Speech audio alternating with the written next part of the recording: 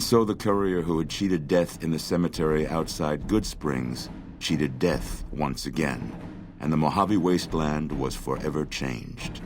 Caesar entered the Strip as though it was his triumph. The Legion pushed the NCR out of New Vegas entirely, driving them back to the Mojave Outpost. The Legion occupied all major locations, enslaving much of the population and peacefully lording over the rest. Under the Legion's banner, civilization, unforgiving as it was, finally came to the Mojave Wasteland. The courier, a mercenary at heart, helped the Legion achieve victory at Hoover Dam. Caesar honored him with a golden coin, minted in celebration of his contributions and distributed throughout the wasteland.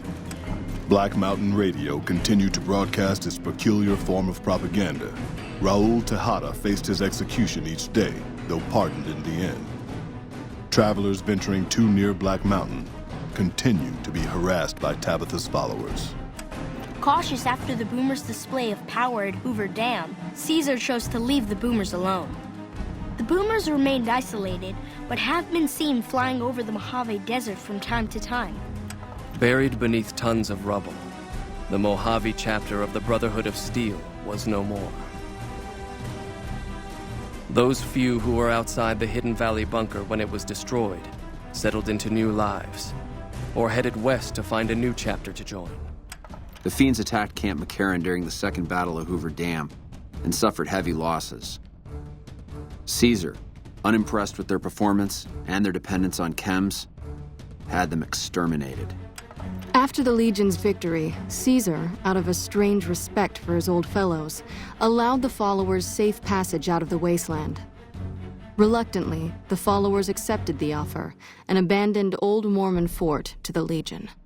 The Legion, preoccupied with its acquisition of New Vegas, scarcely took notice of the town of Goodsprings. Many locals moved on, fearful of Caesar's long shadow. Only the old and the stubborn remained.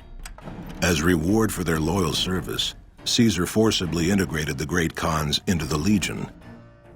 The sick and elderly were killed, the women sold as wives to ranking officers, and the tribe's identity was annihilated. Though many great Khans mourned the death of their tribe, many more were ultimately satisfied with their revenge against NCR. After their victory at Hoover Dam, Legion troops rolled through Freeside.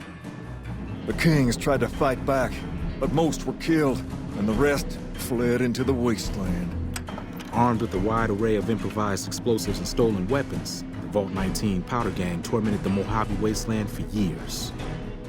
Citizens of the NCR were favorite targets, and they always suffered the worst fates. And so the courier's road came to an end, for now. In the new world of the Mojave Wasteland, fighting continued, blood was spilled, and many lived and died just as they had in the old world. Because war never changes.